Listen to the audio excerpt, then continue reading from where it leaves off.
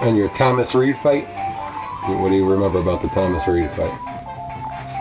Thomas Reed, the most weight I ever lost in my career. I lost 37 pounds in 6 weeks, and I was dead. So nothing special about him, though? He's a tough guy. He's one of them guys that don't really come to win, just trying to last. Yeah. Kind of distance. I mean, I don't mean no disrespect to him or nothing, but he is what they call an opponent. I don't think he really tried to really win, but he really tried to keep getting knocked out. I had him hurt, but I didn't have enough energy to get him out of there. And then what about the Charles Scott fight? You fought him at the Garden. How did it feel to be fighting at the Garden? Charles Scott. Did I stop him? No. No, I fought him. I think I fought the Garden twice. I know I stopped both guys. Oh yeah, Matthew Charles was a tall guy. Yeah, Charles Scott was a tough guy. I just was on that night. I felt like $1 million that night. I felt so good. I just was on. Yeah. How'd you feel about fighting at the Garden? Did that make you excited at all? I was really. I felt an honor. I just wish it was a bigger fight. I mean, I think they had me fight like first and second, so it really wasn't nobody even in there sitting down. So just had to motivate myself. Yeah. And what about the fight itself? Was there anything special? Just an easy fight? Fight was good fight. He was a tough guy. I remember him being a little kind of fast, and like I said, I was his own that night. I was beating him to the punch. I was beating him real good, but he caught me with a low blow. And I don't know. I can't remember if I took the 5 minutes or not. But I didn't have the same amount of energy. It made a difference on the fight, and it made the fight go a little bit longer than I thought it should have went. Yeah. Was it the Big Garden or the little Paramount? Yeah, both fights was in the Big Garden. But it was on the undercard of Riddick Bowe and Galata. I fought there once. Another undercard was Lennox Lewis, Ray Mercer, Holyfield, Bobby Ches, and I forgot who. I think it was Tim Witherspoon fought Shannon Briggs. No, that was the other one. Yeah, you're right about that. So yeah, they was big fights, but not a big fight for me. Yeah. And then you ended up fighting Derek Harmon. What do you remember about that? You said you knew you could win. Did he surprise you though? I mean, Derek had some big wins. He had beat Glenn Johnson. He was ranked 3rd in the world. But I knew I could beat him. Derek was my sparring partner. I knew I could beat him. I just wanted the opportunity to beat him. I actually want to thank Dan Goose's son. I forgot his name. I think it was Greg Goose. I can't remember. But when he beat Glenn Johnson, I walked up to him. I said, I can beat that man. I said, make the fight. And he said, okay. And he kept his word. He called me about a month later and put it together. So, Craig Goosen, I think. Real good guy. I always liked him. Like I said, Derek, good fight. I was proud of what he did, with his career. But I knew I could beat him. And how about George Khalid Jones? George Khalid Jones, I should have beat him easier than I did. I think I wanted to look so good for the fight. I just fought Derek Harmon. I didn't really take too much time off, and I stayed in the gym, and I got a little stale. I think I came to the fight a little stale, and I think I kind of overtrained, so I didn't really look as good as I wanted to look. Then you fought Rico Hoy. What do you remember about him? Hoy, I won every round. I don't remember him hitting me, but with one clean punch in 12 rounds. I won every round. I fought the man on national television, and I didn't get the decision. That probably hurt me. Between that and the second Roy Jones fight, I probably was hurt more than any other fight in my career. I felt I made a good comeback. I dominated. My camp was perfect. I was so mentally strong. And the way that fight ended with me not getting the decision, it hurt me so bad that it even affected me in my fight against Julio Gonzalez. Because in the back of my mind, of course, I trained and tried, you know what I'm saying, to be my best and win. But in the back of my mind, I knew I didn't have a chance. At the Rico Hoy fight, I fought Julio Gonzalez. I just couldn't understand why Al Heyman would schedule another fight in another guy's backyard after what happened to me, the Rico Hoy fight. Yeah, what do you make of that? Like, why would a manager do that to his fighter? Like, tell me. Yeah, I couldn't tell you, man. Strange. I fought Rico Hoy. It was a lot of bad decisions in the state of Michigan at the time. They was investigating, and he set up the fight, and I dominated this man. Didn't win the fight. It got me a mandatory. I'm thinking with Roy Jones, but he ended up getting knocked out I think a week later against Glenn Johnson. And after all that, it took so much out of me for him to schedule the fight on Cinco de Mayo against Julio Gonzalez, my next fight. It wasn't my next fight, but that was my next big fight. I just couldn't believe it. How do you feel when you get robbed like that from the judges? What's that do to you? Man, feel mad? It hurt. Right now to this day, people ask me how come I don't really train fighters and how come I'm not in the game. Well, I just really don't have a real good taste for boxing. I watch the big fights. I love the game. I'm in the gym. I train people, but I just don't want to be a part of it. I just think that boxing never gave me back what I put into it. Mm-hmm. And, after losing, after they took my gold medal from me, as a 22-year-old, then going to Germany, getting BS by Glenn Matuszewski, Eric Harden, Rico Hoy, it just ruined me on the inside. It took something away from me. Yeah, when you go and put so much work into it and you don't get rewarded for good things you do, I can do that. Boxing is the most dirtiest game in the world, and I wouldn't wish on nobody. Yeah, that's what Bert Sugar said. Bert Sugar said, you can't fix the sport, It's just corrupted from within. Then, what about the Julio Gonzalez fight? Did anything special about Julio? Hello? Hello?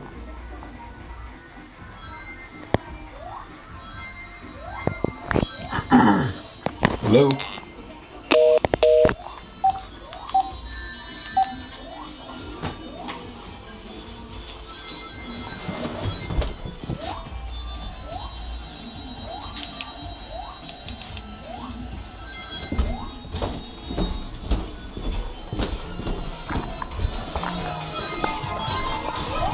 What is this game? Come and shut this game off, Montell.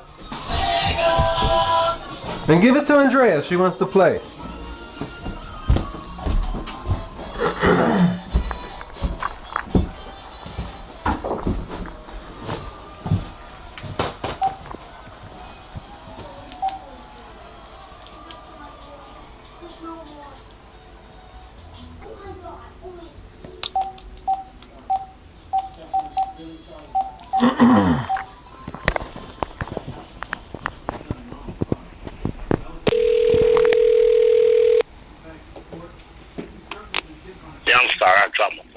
Yeah, okay. I thought it might have been mine. What about that Gonzalez fight, though? Did you anything? Like I said,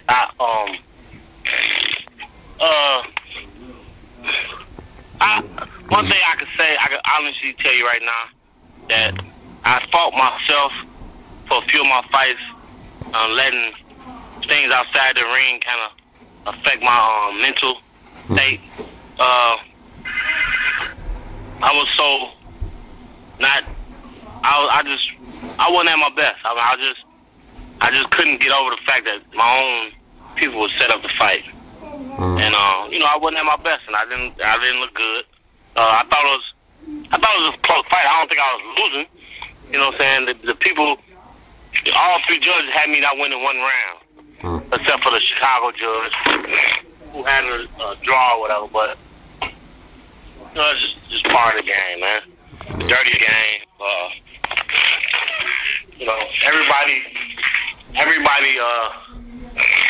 don't have the pleasure of just being that man that, you know, just get opportunity after opportunity. I was one of them guys who had to do it the hard way. And, you know, it just, you know, it is what it is. I mean, it's the past now. You know, I done moved on. And then your fight against Corey Cummings, what about that one? That's the last. I was so charged up and motivated for that fight. I put on a hell of a performance. I should have knocked him out. I mean, I think I won every round that fight. I don't remember getting hit. No, he did catch me a couple. He was strong as hell. He looked like he was on steroids. He was a big, strong ass guy. And I think I was out for a year or whatever. I dominated from round one to the end of the fight. Yeah. And then I couldn't understand the name of the place where Muhammad Ali lived in Chicago was Hyde Park? Hyde Park, Hyde. Okay, Hyde. And then one of the best neighborhoods in Chicago. Yeah. Then you turned pro and you were working with your brother and Eddie Cook and an older guy. Who was the older guy? The old guy who was about to retire. When you first turned pro, you had an older trainer who was about to retire. Who was that? Eddie. Say it again? Eddie Futch. Now, when you first turned pro, you were working with your brother and a guy named Eddie Cook? Yeah, when I first turned pro, I was working with my brother, but my managers was kind of afraid that he didn't have enough experience, so I started working with Eddie Futch. Yeah. What was that guy's name? Yeah, I couldn't understand his name. Eddie Futch and Theo Torrance. So that was your first trainers ever? You don't want to mention the other one? There was like another one when you first turned pro, was there? Or did you When I first turned pro, I worked with D.V. Armour. Okay. How do you spell Armour? A-R-M-O-R? M-O-U-R. M-O-U-R? Okay. D.V. Armour was an older guy who's been around for a long time. And it's D.B.? D.B. Okay. I never even heard of the guy. I turned pro. I moved back to Chicago. I worked with D.V. Armour, my brother, Tim Griffin, Eddie Davis, and D.B. was retiring, so my trainer felt like he wanted a top tier trainer, so I went to Eddie Futch and Theo Torrance. And then just talk about the Lathan fight a little bit. You remember? The biggest fight of my career at that time. Fighting a man 14-0 with 13 knockouts. A great amateur, very respected. He hit me harder than any man ever did in my career. I had mad respect for him. Hope he rests in peace. He's not with us no more, but it was a good fight. One of the fights when I just had to change my style. He hit so hard that I knew I couldn't try to box him. So I told him I had to go out there and try to hit him, try to knock him out. And I dropped him and took over the fight, and then I got a little careless. He dropped me, and then I just outwit him after that. But one of the hardest hitting punches that ever hit me in my career. And do you remember who you turned pro against and what the result was and where it was? Yeah, I fought in Denver in '93. I don't remember the guy's name, but I knocked him out in the second or third round. I can't remember. How'd you feel after that first one? I was kind of surprised because I had a pro style, but at the time I didn't know because I hadn't fought in 8 years, till I turned amateur. But having my first pro fight, it was just so much more easier than the amateurs. Because referees always stayed on my ass because of my defensive style and I always took points away. So I just couldn't believe the feeling it was without no headgear. And I could move around. I felt so loose. And I knew I was going to love the pros after that fight. And then, where were you when you talked to Jackie Kellen and she said, come and say hi to James? Was that after the I was Roy, he was getting ready for Roy Jones. Oh, okay. Getting ready. Right, he was getting ready to fight Roy Jones. It was 100 degrees in his room because he was overweight. Had treadmills and scales all over the room.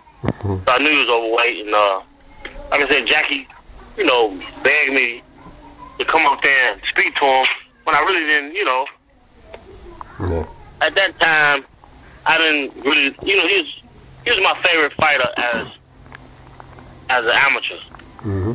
I had to sparring with him and moving up in the ranks, you got to start looking at fighters differently because, y'all might face each other. So that's pretty much how I looked at him. And I'm sure pretty much how he looked at me because he basically didn't even talk to me when I came in there. Mm-hmm. And, she told me, oh, James would love to see you. And as soon as I get there, she told me, well, Montell really wanted to see you. And I'm like, what? I'm like, I didn't want to come up here. And one of my friends, Skipper Kelp, we talked about it later on. He said, they knew that day that they was going to fight you. Mm-hmm. That's why he acted the way he did. So it was cool. It wasn't no big deal. Like I said, I sparred with James the first time. I knew I would never have no major problems with him because, style makes fights, and I just had a style that could give him problems. Mm-hmm. And that was actually my next question about Skipper Kelp. Were you with Skipper Kelp when you got the offer to fight James? Is that what No, I got the offer after he lost to Roy. But I was with Skipper Kelp. Let me see. It was the day before the fight. Yeah. I just couldn't understand what you said. Like, if you were with Skipper Kelp when you got the offer, and that's when he said, No, we just talked about it. We talked about it later. Okay. After I got the offer, we talked, and he said, I bet you they knew that day that they was gonna fight you. Because he couldn't. He seen how James acted toward him. Mm-hmm. So I ain't really worried about it though. Yeah, and that's it. That's all I couldn't understand, man. I just wanted to get you. Who do you think's gonna win that Chad Dawson-Bernard Hopkins fight? He probably knocked Bernard out. It ain't going to distance. I think Father Time is finally catching up to Bernard. Chad on top of his game. I think he mad about the first fight. I think he gonna go out and retire Bernard. Yeah. How about Manny? I just hope as long as he on top of his game, I hope he don't take him easy, take him light like he took Pasquale. Mm-hmm. How about that? I'm sorry. I think the kid is one of the most physically dominating guy. Just for his size. Mm-hmm. And how do you think a match between Montell and Chad would play out? Chad's a big young guy, tall, long. Got to be a hard fight for me, no question about it. I would love to fight Bernard Hopkins just because, we close in age. We was around at the same time. I fought my pro debut, on one of his cars. So I never even really. Pardon me? You know who might want to fight you, and it would be a good fight, man? A comeback in Reggie Johnson, Montell Griffin. You know what? I thought about that. Come on. I thought about that. Come on. About a month ago, a friend of mine told me that he was out of jail. He was trying to make a comeback, and I talked to a promoter. They said these people had called him, about a fight, and the first thing that popped in my mind was about fighting Reggie, and it just, tickled me a little bit because, Reggie. I look at Reggie as like a mentor, like big brother, whatever. He took me under his wing when I moved to LA. I always respected him, but the funny thing about it, I never, it never came up about us fighting. But he's another guy who I sparred with as a young fighter that I did pretty good with, and I always felt that I'd do pretty good with him if I ever got a chance to fight him. Yeah, he said a lot of nice things about you when I talked to him. So, pardon me? He said a lot of nice things about you when I talked to him. Reggie took me under under his wing. We hung out. He showed me around LA. I can't say nothing bad about that man. He even hooked me. I think he hooked me up with the first girl I was ever with in LA. I think he even hooked me up with her. So I can't say nothing about the man. Say nothing bad about him. So the southpaw stance didn't do anything to you? Throw you at all? Pardon me? You didn't have any problem with a southpaw? With his being a southpaw? No, I'm actually a southpaw. I'm left-handed. but I fought right-handed, and I never had a problem with any southpaw. You got Tarver, which just is a guy who at 6'3", he kind of leans back, and these fights kind of scary, so it was kind of hard to reach him. But besides that, I never had no problem with no southpaw. Yeah. What do you think is going to happen in the Manny Pacquiao-Tim Bradley fight? If Manny ain't slipping and taking a step back, I don't really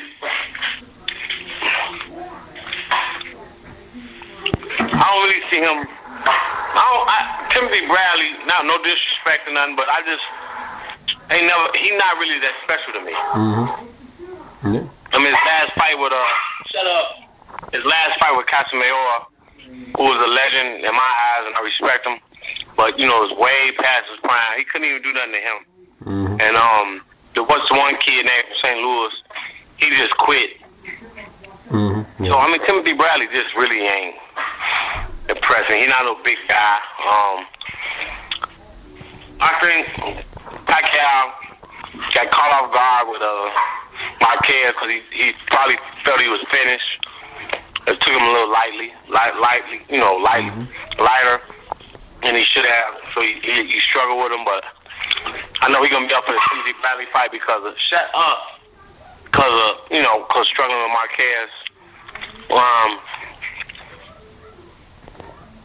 Out of the two fights, I think the Mayweather fight probably be more, I ain't gonna say tougher, but more exciting to watch, more interesting to watch.